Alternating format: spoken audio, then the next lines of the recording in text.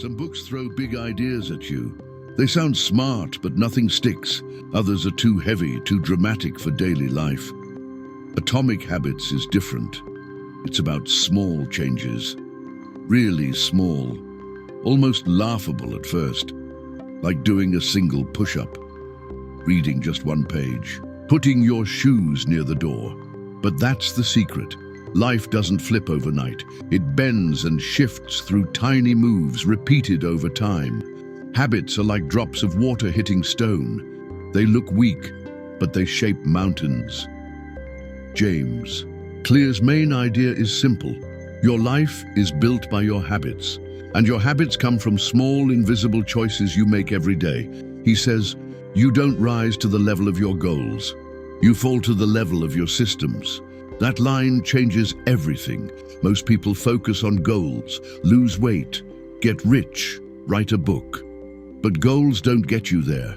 Systems do.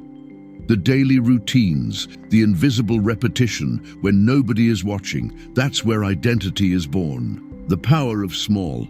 Imagine a plane leaving Los Angeles. The pilot shifts the nose by just 3.5 degrees. No one inside notices. But after hours in the air, instead of landing in New York, the plane ends up in Washington, D.C. That's the power of small one burger. Doesn't make you fat. One skipped workout doesn't ruin your health, but repeat them daily and your life bends in a new direction. The scary part? You don't see the change while it's happening. Clear calls this the plateau of latent potential. It's like heating ice. At 25 degrees, nothing happens. At 30 degrees, nothing. At 31 degrees, still nothing. But at 32 degrees, crack. The ice melts, all. The invisible effort suddenly breaks through. So the question isn't, how big can I dream? The real question is, what small change can I repeat every single day without fail? The habit loop. Habits aren't magic. They run on a cycle. 4 steps. Cue. Something triggers you. Maybe boredom. Maybe a location. Maybe the time of day. Craving. You feel an urge to relax, to escape, to connect, to feel good. Response. You take action. You smoke, you scroll, you eat, you run. Reward. Your brain feels satisfied. It says, that felt good. Let's do it again. That's why bad habits stick so easily. They usually solve a problem right away. Smoking kills stress. Junk food brings comfort. Social media kills boredom. But the same loop can build good habits too, if you design it right. And that's the key. Not willpower. Willpower fades. The trick is making cues and rewards so simple that your brain happily repeats them until they stick. Identity over goals. Here's the part most people miss. Goals are external. Identity is internal. Goal thinking says, I want to run a marathon. Identity thinking says, I am a runner. That shift is huge. When your identity changes, habits stop feeling like a grind. You're not forcing yourself to run. You're just living the identity of a runner. Every small habit you repeat is a vote for the person you want to become. Each action whispers, this is who I am. Miss a day? Doesn't matter. One lost vote doesn't erase the identity. You're still building the evidence, one brick at a time. The 4 laws of behavior change. James Clear breaks habit building into a simple formula. He calls it the 4 laws of behavior change. If you want to build a good habit, make it obvious, make it attractive, make it easy, make it satisfying. If you want to break a bad habit, you flip the rules, make it invisible, make it unattractive, make it hard, make it unsatisfying. It's simple, but it changes how you think about behavior. Let's go step by step. Law 1, make it obvious. Habits start with cues. If you don't see the cue, you won't act. Want to read more? Put the book on your pillow. Want to drink more water? Keep a glass on your desk. Want to start exercising? Leave your gym clothes where you can't miss them. It's not about motivation, it's about visibility. Out of sight, out of mind. Clear also talks about habit stacking. This is powerful. You take something you already do daily and stack a new habit on top. After I brush my teeth, I'll floss. After I pour my coffee, I'll write one sentence. After I put my shoes by the door, I'll stretch for 1 minute. Your brain already knows the first habit. That becomes the trigger for the new one. Law 2, make it attractive. We don't just do habits, we crave them. If something looks boring or painful, your brain resists. So you bundle the habit with something you already enjoy. Clear calls this temptation bundling. Only watch your favorite show while running on the treadmill. Only listen to podcasts while cleaning. Only drink your fancy coffee while writing. The fun makes the habit attractive. Over time, your brain connects the two. You want the reward, so you stick with the routine. There's also the power of groups. We copy what the people around us do. If your friends smoke, you'll likely smoke. If your friends work out, you'll likely work out. So the hack is simple. Join a group where your desired habit is normal. Want to run? Join a running club. Want to read? Join a book group. Identity grows where it's shared. Law 3, make it easy. This is where most people fail. They make the habit too big, too heavy. They say, I'll write 1,000 words a day. I'll work out for an hour. I'll meditate for 30 minutes. That sounds great, but it collapses fast. Clear's rule, make it so small you can't say no. Do 1 push-up. Read 1 page, write 1 sentence, open the guitar case and strum 1 chord. This is called the 2-minute rule. Any habit can start in 2 minutes or less. Once you begin, momentum builds, and once the habit is part of your identity, you naturally expand.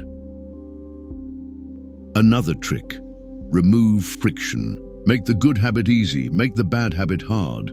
Want to eat healthy? Keep fruit visible, hide the junk. Want to stop scrolling? Delete social apps from your home screen.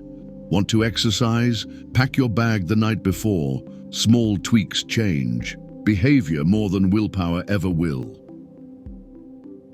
Law 4, make it satisfying. We repeat what feels good. We avoid what feels bad. Simple as that. Bad habits give instant rewards, sugar rush, dopamine hit, quick comfort. Good habits usually have delayed rewards. Weight, lost strength, skills. That's why good habits are hard to stick with. Clear's advice, make the good habits satisfying right away. Track your progress, check a box, mark an X on the calendar, watch the chain grow. That visual proof makes your brain happy. You don't want to break the streak. And for bad habits, make them painful. Add accountability, tell a friend your plan, sign a contract that costs money if you fail. Make the habit feel costly in the moment, not later. The 4 laws create a blueprint. They're not about willpower or guilt or force. They're about design. Change the environment, change the cues. Make it easy, make it rewarding. Habits don't have to be a battle. They can be gentle nudges that slowly rewire who you are. The power of environment. Most people think habits are about discipline. James Clear flips that idea. He says, your environment shapes your behavior more than your willpower ever will. Think about it. You walk into the kitchen and cookies are on the counter. You eat them, not because you're weak, but because the cue was right in front of you. The opposite works too. Want to practice guitar? Keep it in the middle of the room, not in the closet. Want to stop watching TV? Take the batteries out of the remote and put them in another room. Your surroundings quietly pull the strings. Design them with intention, and habits almost run on autopilot. Motivation versus systems. Clear makes a strong point. Motivation comes and goes. Some days you'll feel like working out, some days you won't. Relying on that feeling is a trap. Systems are stronger. When your environment is set up, when the habit is small and automatic, you don't need bursts of motivation. The habit carries you forward, even on bad days. This is why successful people look disciplined. They aren't superheroes. They've just built systems that make the right action the default choice. Focus on identity, not results. We touched on this before, but it goes deeper. Results are lagging measures of your habits. Your bank balance is a lagging measure of financial habits. Your weight is a lagging measure of eating and exercise habits. Your knowledge is a lagging measure of reading and learning habits. That means if you focus only on results, you're always chasing the past. Identity is present. It's about who you are right now. If you see yourself as a writer, every page you write confirms it. If you see yourself as a healthy person, every meal and workout is a vote for that identity. This is why small wins matter. They aren't just steps forward, they're evidence, proof that you're already becoming that person. The two environments you can't escape. Clear talks about two environments, the physical and the social. The physical is what we already covered, your room, your desk, your kitchen. But the social environment is even stronger. If you want to quit drinking, but every friend you meet at night drinks, you're fighting a losing battle. If you want to get fit, but nobody around you cares about health, you'll always feel like the odd one out. We mirror the people near us. If you want to grow, surround yourself with people who live the habits you want. It's not about avoiding your old friends forever. It's about making sure your circle also includes people who raise your standard.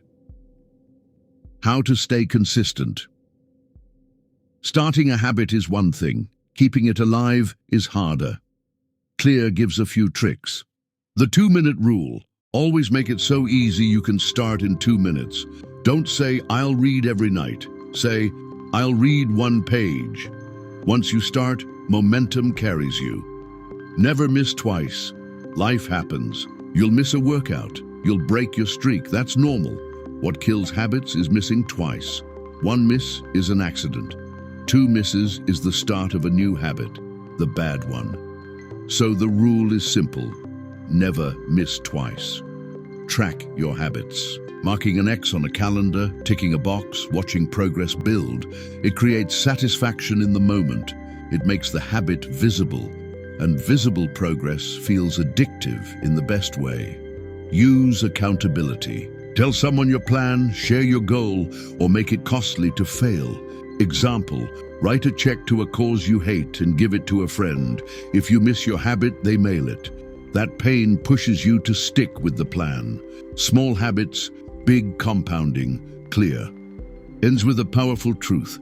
Habits are the compound interest of self-improvement. Just like money grows with tiny investments, your character grows with tiny habits.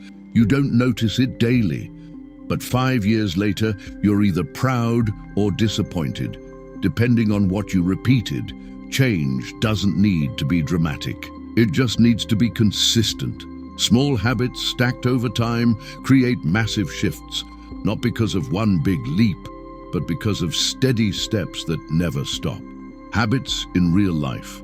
It's easy to read about habits in theory, but where it matters is daily life, your health, your work, your relationships. James Clear keeps stressing one point. The small things decide everything. Think about health, people, chase diets, miracle workouts, quick hacks. But the truth is boring. If you walk every day, eat one healthy meal a bit more often, sleep on time, you'll win. Not instantly, but steadily. Think about money. Most people wait for big breakthroughs, a promotion, a lucky deal, but the real path is dull. Save a little each month, avoid debt, invest regularly. Those tiny financial habits quietly stack until one day you look up and realize your wealth is built. Think about learning. You don't become wise overnight. You read 1 page today, 1 podcast tomorrow, 1 note written down. Over years, the knowledge piles up. Others call you smart, but you just showed up daily. Relationships, same rule. Small gestures, saying thank you, listening fully, checking in, done consistently, create trust and love that feels unshakable. The truth is, tiny choices shape every area of life. Why habits beat goals? Clear isn't against goals. He just says they're overrated. Goals give direction, but habits give progress. If you set a goal to write a book, you might feel good for a moment, but if you don't build the habit of writing every day, the book never appears. If you set a goal to lose weight, fine, but without the habit of eating better daily, the weight doesn't move. Habits are reliable. They turn ambition into reality. Goals are snapshots. Habits are the movie. Falling in love with boredom. One of the strongest lines in the book is this: professionals stick to the schedule. Amateurs let life get in the way.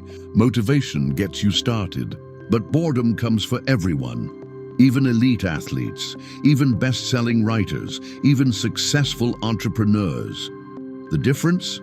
The pros keep going. They do the workout even when they don't feel like it. They write the sentence even when the mood is flat.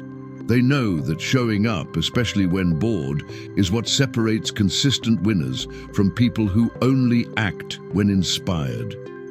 This is the unglamorous side of habits, the grind. But if you can learn to fall in love with the process, not the outcome, you unlock real growth. Breaking bad habits. Clear also gives hope for breaking destructive cycles. The method is just the 4 laws in reverse. Make it invisible. Hide the cues. Don't keep junk food in the house. Make it unattractive. Remind yourself of the costs. Link smoking to sickness, not stress relief. Make it hard. Add friction. If you want to stop gaming, unplug the console and pack it away. Make it unsatisfying. Add accountability. Tell a friend to call you out. Add real consequences. Bad habits are stubborn, but they follow the same rules as good ones. Change the system, and the habit weakens. The bigger picture. By the end of Atomic Habits, one truth stands tall. Change doesn't happen through one massive act of will. It happens by nudging the system a little every day. The small scale matters more than the dramatic. A single choice repeated becomes automatic. Automatic actions shape identity. Identity shapes destiny. Habits are not just about being productive or getting fit. They're about becoming the person you want to be. A little bit closer, day by day. And that's the beauty.